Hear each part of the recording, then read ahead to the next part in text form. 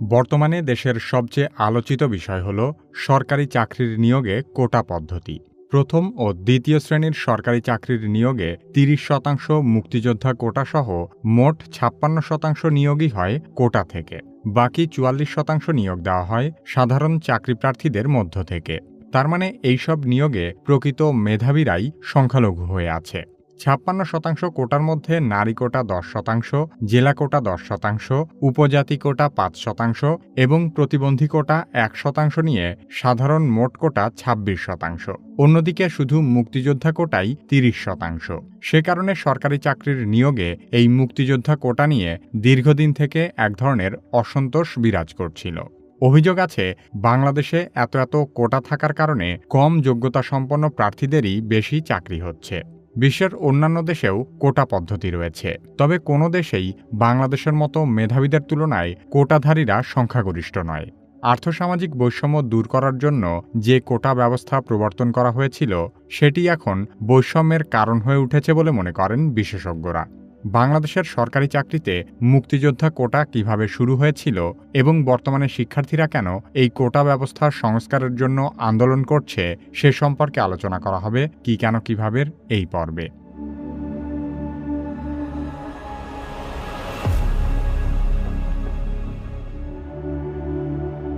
বাংলাদেশের অধিকাংশ মুক্তিযোদ্ধারা ছিলেন গ্রামের সাধারণ জনগণ, যারা তৎকালীন সময়ে সরকারি চাকরি বাকরি থেকে শুরু করে সকল ধরনের সুযোগ সুবিধা লাভের ক্ষেত্রে পিছিয়ে ছিল।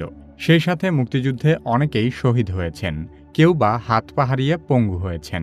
যারা শারীরিক সুস্থতা নিয়ে বেঁচে ছিলেন, তাদেরও অর্থনৈতিক অবস্থা ছিল খুবই শোচনীয়।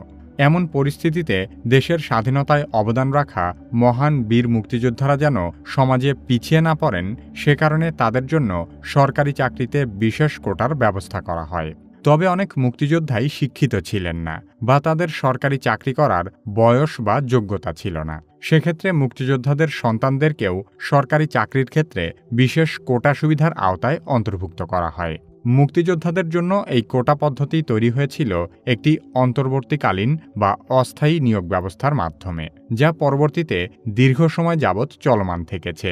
এক পর্যায়ে মুক্তিযোদ্ধাদের দ্বিতীয় প্রজন্ম ছাড়িয়ে তৃতীয় প্রজন্মও, অর্থাৎ মুক্তিযোদ্ধাদের নাতি নাতনিরাও সরকারি চাকরির ক্ষেত্রে মুক্তিযোদ্ধা কোটা ব্যবহারের সুযোগ পেতে থাকে। আর সেখান থেকেই মুক্তিযোদ্ধা কোটা নিয়ে আপত্তি শুরু হয়। সংবিধানে সমাজের অনগ্রসর শ্রেণীকে সুবিধা দেওয়ার কথা বলা হয়েছে।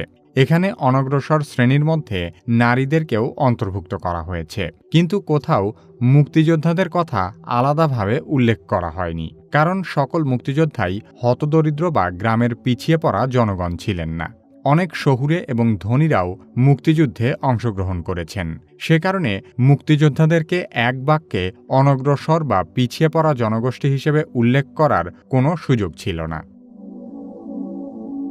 বাংলাদেশে দীর্ঘদিন পর্যন্ত প্রথম ও দ্বিতীয় শ্রেণীর সরকারি চাকরিতে ৫৬% কোটা প্রচলিত ছিল। সেই সাথে তৃতীয় ও চতুর্থ শ্রেণীর চাকরিতে নিয়োগের ক্ষেত্রে রয়েছে আনসার ও প্রতিরক্ষা সদস্য কোটা। সরকারি প্রাথমিক বিদ্যালয়ে সহকারী শিক্ষক নিয়োগে রয়েছে ৫০% নারী কোটা। সব মিলিয়ে এত কোটার ছড়াছড়িতে প্রকৃত মেধাবী এবং যোগ্য চাকরি প্রার্থীরা বঞ্চিত হচ্ছিল। এর ফলে ২০১৮ সালে বিভিন্ন বিশ্ববিদ্যালয়ের শিক্ষার্থীরা কোটা সংস্কারের দাবিতে কোটা বিরোধী আন্দোলন শুরু করে।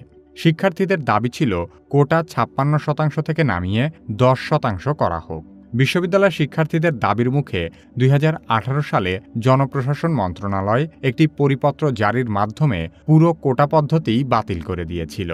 কিন্তু ২০২১ সালে কয়েকজন মুক্তিযোদ্ধার সন্তান ৩০% মুক্তিযোদ্ধা কোটা ফিরে পাওয়ার জন্য উচ্চ আদালতে রিট করেন। তারই প্রেক্ষিতে হাইকোর্ট ২০২৪ সালের জুন মাসের ৫ তারিখে মুক্তিযোদ্ধা কোটা বাতিলের সরকারি সিদ্ধান্তকে অবৈধ ঘোষণা করে রায় দেয়। এর মাধ্যমে প্রথম ও দ্বিতীয় শ্রেণীর সরকারি চাকরিতে ৩০% মুক্তিযোদ্ধা কোটা আবারও পুনর্বহাল হয়ে যায়। হাইকোর্টের ওই রায়ের পর থেকেই তা বাতিলের দাবিতে শিক্ষার্থীরা আন্দোলন করছেন।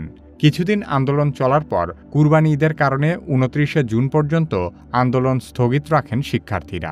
এরপর গত ৩০ জুন থেকে ফের আন্দোলন শুরু হয় এবং ২০২৪ সালের ১ জুলাই থেকে কোটা সংস্কারের এই আন্দোলন দেশব্যাপী ছড়িয়ে পড়ে। আন্দোলনের শুরুর দিকে শিক্ষার্থীরা 4 দফা দাবির কথা বললেও এখন তারা সেটিকে 1 দফায় নিয়ে এসেছে। সেই 1 দফা দাবি হল সকল গ্রেডে অযৌক্তিক এবং বৈষম্যমূলক কোটা বাতিল করে সংবিধানে উল্লিখিত অনগ্রসর জনগোষ্ঠীর জন্য কোটাকে ন্যূনতম মাত্রায় এনে সংসদে আইন পাশ করতে হবে। তার মানে শিক্ষার্থীদের মূল কথা হল কোটা সংস্কার করে 5 থেকে 10% নিয়ে আসতে হবে। সরকারি চাকরিতে নিয়োগের ক্ষেত্রে কোটার সমস্যা তীব্র আকার ধারণ করা এবং পরবর্তীতে সম্পূর্ণ কোটা ব্যবস্থা বাতিল করে দেওয়ার পেছনে সরকারের সুবিবেচনার অভাব রয়েছে বলে মনে করছেন বিশ্লেষকেরা। প্রথম যখন সরকারি চাকরিতে কোটা ক্রমবর্ধমান হারে বাড়িয়ে 56% নিয়ে যাওয়া হয়, সেটি ছিল আবেগতাড়িত এবং একতরফা সিদ্ধান্ত। অন্যদিকে বাতিলের ক্ষেত্রেও কোটা ব্যবস্থার সংস্কার না করে সরকার এক প্রকার জেদের বশে সকল কোটা বাতিল করে দেয়। কোটার বিরুদ্ধে যারা আন্দোলন করেছিল তারাও কোটা ব্যবস্থা পুরোপুরি বাতিল করার দাবি করেনি। বাংলাদেশ সাধারণ ছাত্র অধিকার সংরক্ষণ পরিষদের ব্যানারে যে 5টি বিষয়ে কোটা সংস্কারের দাবিতে আন্দোলন চলে সেগুলোর অন্যতম ছিল মুক্তিযোদ্ধা কোটার সংস্কার। আন্দোলনকারীরা চেয়েছিল 56% কোটার মধ্যে যে 30% মুক্তিযোদ্ধাদের জন্য বরাদ্দ সেটিকে কমিয়ে 10% নামিয়ে আনা হোক। কিন্তু তাদের সেই আন্দোলনের মূল বক্তব্য সরকার মনোযোগ দিয়ে না শুনে সকল কোটা বাতিল করে দেয়, যার মধ্য দিয়ে শুরু হয় নতুন আরেক সংকট।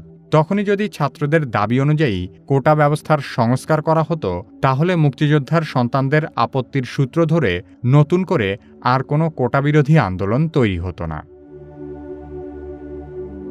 বাংলাদেশের জনপ্রশাসন ব্যবস্থা সংস্কারের লক্ষ্যে অতীতে বাংলাদেশ সরকার 3টি পাবলিক অ্যাডমিনিস্ট্রেশন রিফর্মস কমিশন স্থাপন করেছিল। 3টি কমিশনই সুস্পষ্টভাবে বলেছিল যে কোটা একেবারে তুলে দেওয়া উচিত। তবে হঠাৎ করে কোটা ব্যবস্থা পুরোপুরি তুলে দিলে তা নিয়েও সমস্যা দেখা দিতে পারে বলে মত দিয়েছিলেন কোনো বিশেষজ্ঞ। 2018 সালে সব কোটা বাতিল করে পরিপত্র জারি করার পর কোটা ব্যবস্থা বহালের দাবিতে আন্দোলনে নামে মুক্তিযোদ্ধা ও তাদের স্বজনদের কয়েকটি সংগঠন। নারী অধিকার ও প্রতিবন্ধীদের নিয়ে কাজ করা সংগঠনগুলোও আলাদা আলাদাভাবে প্রতিবাদ জানিয়ে কর্মসূচিতে নামে। সরকারি প্রশাসনের অনেকেই তখন বলেছিলেন নারী এবং উপজাতি কোটা পুরোপুরি তুলে দেয়া ঠিক হবে না, সেই সাথে প্রতি 5 বছর পর পর কোটা ব্যবস্থা মূল্যায়ন করতে হবে। তবে এসব পরামর্শ আমলে না নিয়ে 2018 সালের 4 অক্টোবর কোটা ব্যবস্থা পুরোপুরি বাতিল করে দেয় সরকার। স্বাধীনতার পর থেকে দীর্ঘ সময় মুক্তিযোদ্ধা কোটা নিয়ে কোনো ধরনের অসন্তোষ বা বিতর্ক ছিল না। সমস্যা তৈরি হয় যখন মুক্তিযোদ্ধাদের নাতি নাতনিরা এই কোটার সুবিধা ভোগ করতে শুরু করে। মুক্তিযোদ্ধারা নিঃসন্দেহে দেশের জন্য অনেক কষ্ট এবং ত্যাগ স্বীকার করেছেন, কিন্তু তাদের তৃতীয় প্রজন্ম মুক্তিযোদ্ধা কোটার সুবিধা পাওয়া কোনোভাবেই যৌক্তিক মনে করেন না বিশেষজ্ঞরা।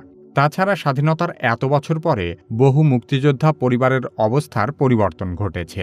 সে কারণে অনেক মুক্তিযোদ্ধা নিজেরাই এই কোটা সুবিধা চান না। তারা মনে করেন মুক্তিযোদ্ধা পরিবারের সদস্যদেরও সাধারণ নাগরিকদের মতো যোগ্যতার প্রমাণ দিয়ে সরকারি চাকরিতে প্রবেশ করা উচিত। আমাদের ভিডিওগুলো ফেসবুকে দেখতে চাইলে কিভাবে ফেসবুক পেজ লাইক এবং ফলো করুন। পরবর্তী ভিডিও আপলোড হওয়ার সাথে সাথে দেখতে চাইলে কিভাবে সাবস্ক্রাইব করে বেল আইকনটিতে ক্লিক করুন।